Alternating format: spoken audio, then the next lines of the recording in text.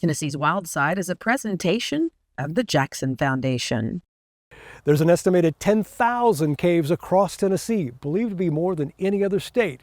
Some are open to the public, many more are not. But in this episode of Wild Side, we have special permission for a quick look at 2 caves on private property and the legends that surround them. The trail of Jesse and Frank James is long gone cold in the remaining backwoods of Robertson County, Tennessee. But the folklore and legends are still alive and well. Jesse James was the most famous outlaw of all times. Jesse and his brother Frank, of course, they fought for the South, fought for the Confederacy during the Civil War. They may very well have been in this area while they served in the Confederate Army. But after the war, we do know this, the James brothers supposedly joined up with the younger brothers, and they robbed a bank in Russellville, which of course Russellville is in Logan County, north of here, about 30 miles. Logan County is in Kentucky, just past the Tennessee state line. There's a reenactment of the robbery in Russellville every year.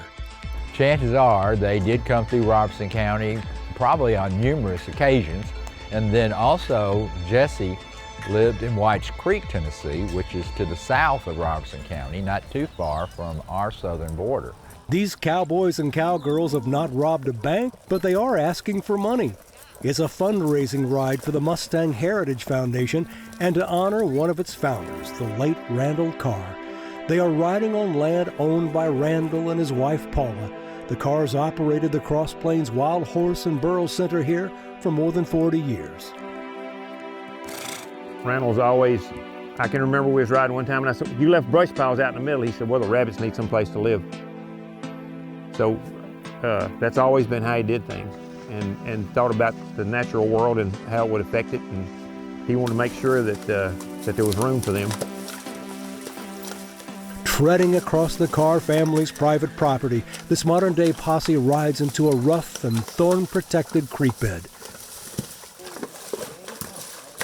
There's really not enough room here for this many riders. So a single cowboy and his cautious steed lead our camera back to a hidden rock fortress. Legend has it when Jesse James that this is the cave that he stayed in, him and his gang stayed in after they fled and robbed those banks. We have right now 151 documented caves that are located in and around Robertson County. But landowner Paula Carr is absolutely positive this cave on her property is where Jesse and his team of outlaws went into hiding after the Russellville robbery. She learned about the cave almost half a century ago from a 101-year-old man. The man that lived in the house there that I purchased was telling me about what all of his neighbors had done, and that the story had just gone from his dad to him, and that they all needed money, and Jesse James needed a place to stay and to keep their mouth shut. So it all worked out as a combination. One got food, one got freedom. You know, I have no reason not to believe him, and I don't know why he would, make up something. Because I think he loved this place, and I think he thought I was going to move him out, but I said, "No, sir, you can live and die here if you want to." And he said, "I sure appreciate it, and I'll tell you everything I know about it." Paula lays claim to another historic cave on her property, one that became home to Robertson County's first European settler, a Revolutionary War veteran and long hunter, Thomas Kilgore. And obviously the Boy Scouts of years gone by agree with her. I've grown up around it, so maybe you take it for granted. I think Kilgore is something I've always thought was a neat story, and we've been up in the cave and looked at it and the history of the whole area.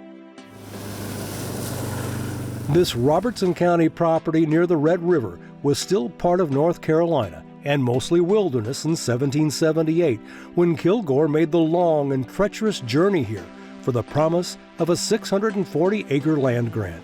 He came here, walked here, because he walked everywhere. He was against riding horses. He said, "Horses will kill you." And so he walked here by himself with a musket and some corn kernels, and then a knife, and maybe just a little bit of food and water and some salt, and came to an area which is now present-day Cross Plains. The cave not only provided shelter, but also a place to escape pursuit from Native Americans who apparently did not want to share the great abundance of natural resources. This was empty. I mean, it was devoid of any humans other than the Indians, and those were the Cherokees and the Creek Indians who came up here from the south. But they used Robertson County and the other counties around Middle Tennessee primarily for hunting. So Thomas Kilgore, he had heard about how rich the soil was and how full of game that this area was. In fact, he was quoted as saying one morning after he'd arrived in Robertson County, he saw buffalo come through. And he said they started coming through in the morning and they were still coming through that evening after dark. On his first trip, Kilgore planted and harvested a small crop of corn. He did not plant corn row or anything. He planted different places so the Indians wouldn't know what it was. Then he would collect it and then go back home. Once the corn was collected, he took it back to North Carolina as proof for his land claim. He came back the next year with his wife, Lydia, and then some other people, friends of his that he knew, and then they established Kilgore Station in what is now Cross Plains, Tennessee. And that's where he's buried. He lived to be 108 years old. Living even longer are the legacy, legends, history, and folklore surrounding Jesse James, Thomas Kilgore, and the incredible caves hidden away on private land. Since I've owned the cave, I've had several people arrested for opening up the cave and stealing Indian artifacts. In 1985, downtown Springfield and Robertson County became a movie set for the last days of Frank and Jesse James, starring Chris Christopherson and Johnny Cash. They decided to make a movie. It was going to be a made-for-TV movie. I think it was on ABC Network. I can attest that this is an authentic account of the final days of Frank and Jesse James. And sure enough, they got a production company to come to Robertson County, and they laid down tons and tons of dirt all around the courthouse square. Everything you could see up around the square was covered in dirt. The street was, to cover up the asphalt. And of course, there was a big bank robbery and shootout based on a holdup the James gang pulled off in Virginia. I'll take the one on the left.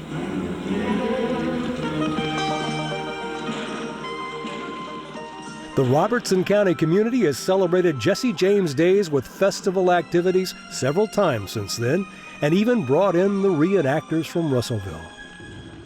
Unlike Jesse James and his gang, Thomas Kilgore is remembered with much quieter recognition at a family cemetery established on the outskirts of Cross Plains. They have a 4th of July celebration there that I think is done like it should be done. It's very solemn, and so I think the history is wrapped in pretty hard here. And I think we honor it every chance we get by remembering it and teaching it to our kids and our grandkids. Obviously, the caves are on private property and not easily accessible, but you can visit the museums in Springfield and Cross Plains, as well as the Kilgore Family Cemetery in Cross Plains Park. Also, Thomas Drugs is a wonderful historic pharmacy and old-fashioned soda fountain if you're hungry when you go. But if it's caves you want to visit, you can explore our website, wildsidetv.com, to find some caves that are open to the public.